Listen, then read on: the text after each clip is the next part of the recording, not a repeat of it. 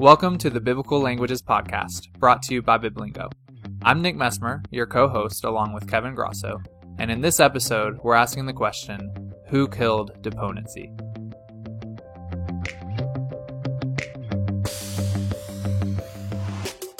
So the title of this podcast episode comes from actually the title of a session at the SBL conference about 10 years ago that was called We Killed Deponency, Now What?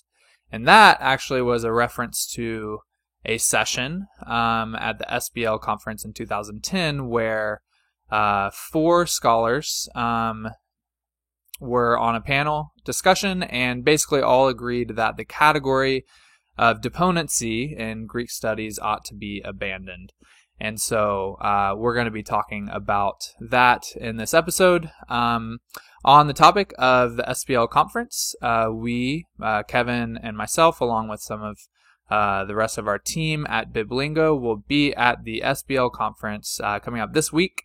And so we're going to have a booth. And so if you're there, we'd love if you stop by. We'd love to meet any of our listeners that are going to be at the SBL conference. So with that, let's dive into the episode. To start off, just to give a little bit of background on deponency, because I think our listeners will have kind of varying degrees of familiarity with the concept, I was going to read actually from Merkel and Plummer's Beginning with New Testament Greek, where they give, I think, a pretty concise kind of overview of the situation. So I'm going to just read a little section from Merkel and Plummer's book where they talk about deponency. So they say, some verbs, however, have no active form. Many older grammars refer to these as deponent verbs. The word deponent comes from the Latin verb depono, which means I set aside. Deponency, then, is the idea that all verbs began with an active form, but that some verbs became defective and laid aside their active form. Consequently, it is thought that deponent verbs are middle or passive in form, but are active in meaning. So they go on to critique this idea, but they're presenting that as kind of the understanding of deponency for at least a long time in Greek studies. So what are your thoughts on that understanding of deponency, Kevin? Yeah, so I think that's a pretty good orientation to some of the issues that people have been discussing. I think my sort of take on it, right, is just coming from more of the linguistic side, just that deponency can really be viewed in one of two ways, right? It can be viewed as a certain semantic category that verbs might fit into, right? So and this is really the definition that Merkel and Plummer gave, right? So it's verbs that have a certain form but a different meaning, right? So in that sense, they would have a middle form or a passive form, but what the claim would be they would have an active meaning, right? So that's one way to view the idea of deponency. Another way to view it would be that it's a morphological category and not a semantic category at all, right? And so in that sense, it would be based on the forms. So it would be verbs that have a middle or passive form and do not have a corresponding active form, right? And so, and in that definition, we're not saying anything about the meaning of the actual of this class of verbs. You're just saying that there is no corresponding active form. So there are lots of these verbs in Greek: erchomai, poreuomai, boulomai. So some of these verbs had active forms in earlier stages of the language, right? But for whatever reason, they dropped out. And so when you look at it in Koine specifically, these verbs, don't have active forms. Right. So yeah, two ways to kind of view deponency. The kind of semantic, as a semantic category, you're saying that deponent verbs are middle in form but active in meaning. Or if you view it more as a morphological category, you're just saying that there are some verbs that only have middle forms and don't have active forms. And really the morphological category is undeniable, right? There are verbs that that have middle forms and don't have active forms. Whereas if you want to argue for the semantic category, like it is something you have to actually argue for.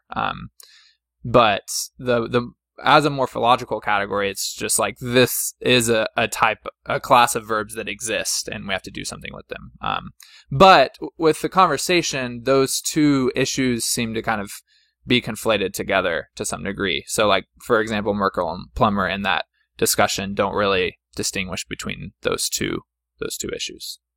Yeah, and I think that's part of the issue of what's going on now, right? Is that it has been assumed that, the definition of deponency is the semantic definition, right? And because that definition is, some people say, incorrect, right? Then we should get rid of the term deponent, right? My personal thinking in this is that all that needs to change is just a reorientation from the semantic definition to the morphological definition. Because at the end of the day, there is a class of verbs, call them whatever you want, right, that are middle only, right? Mm-hmm. And so the issue is, we need a term for that, right? And I think, you can go back to the Latin in deponent and figure out what it means, and then figure out whether that fits. But honestly, the fact that it is Latin and the fact that no one uses the word deponent in regular speech makes it a great technical term, right? Because, you shouldn't, for technical terms, we can just make them mean whatever we want them to mean, right? We don't really have like very strong associations of meaning with the term deponent. Right. So we can just say, hey, let's refine this category of deponent to say, you know what, maybe the semantic definition is not correct, right? If it's not, and maybe it's just a morphological phenomenon, right?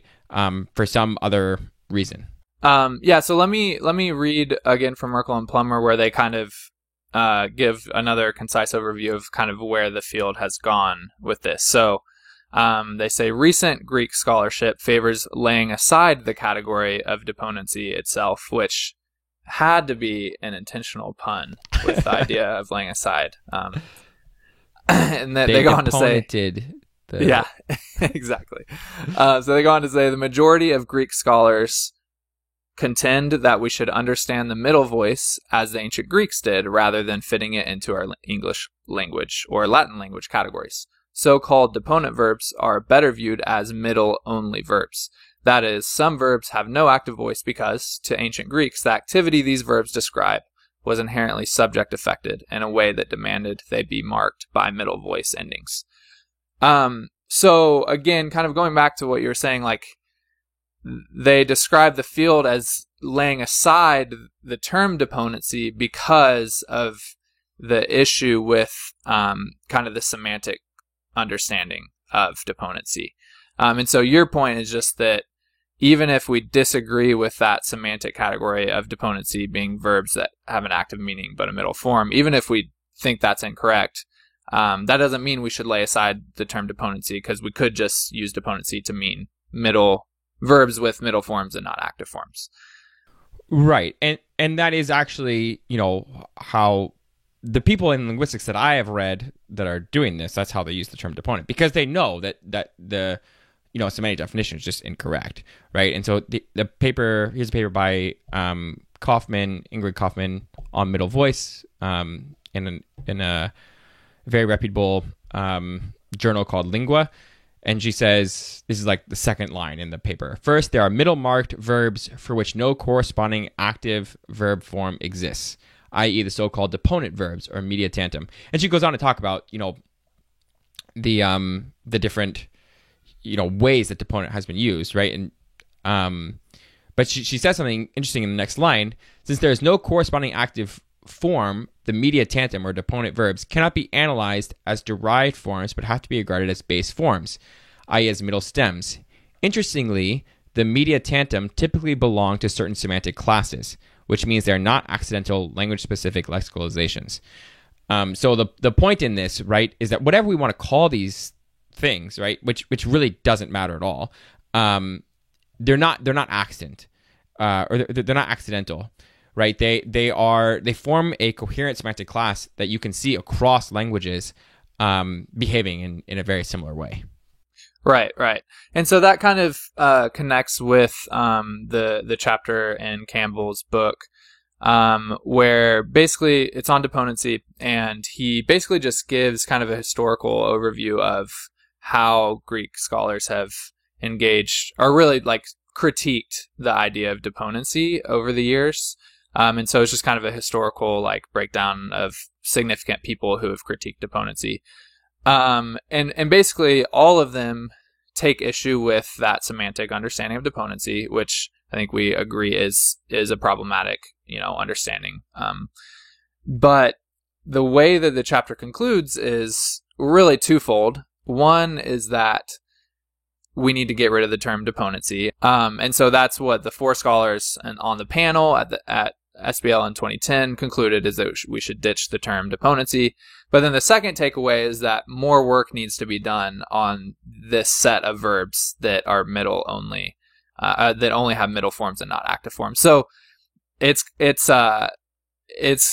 kind of like, what the field is doing with it is a little bit counterintuitive, because we're acknowledging like there is this set of verbs that kind of fall into this morphological category, and we need to figure out why they do. But we're going to throw away the term that we've been using to refer to them easily, because we don't like how that term has been used in the past. So again, like the term deponent doesn't actually matter all that much. The point is just that we need a term to refer to this group of verbs because they are significant, and Campbell acknowledges that there's a lot of work to be done with that set of verbs. But it's like, if we don't call them deponent, what are we going to call them? So yeah.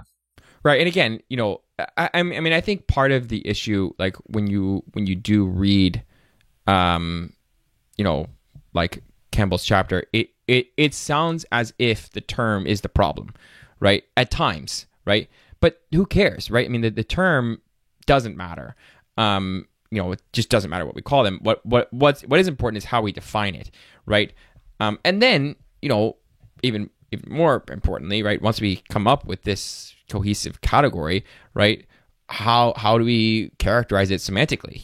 Why? The big question of like, why do these verb forms exist, right? And how does, voice interact with verbs in general, right? And I think this is where, like if you look historically, like the whole problem with deponency, with the semantic definition, has just been that our definition of active and middle and passive voice has just not been very good, right? And so active is typically described as a verb, where the subject is doing the action or something like that. Well, that makes the problem is that makes reference to a certain type of event, right? One where someone is doing something, right?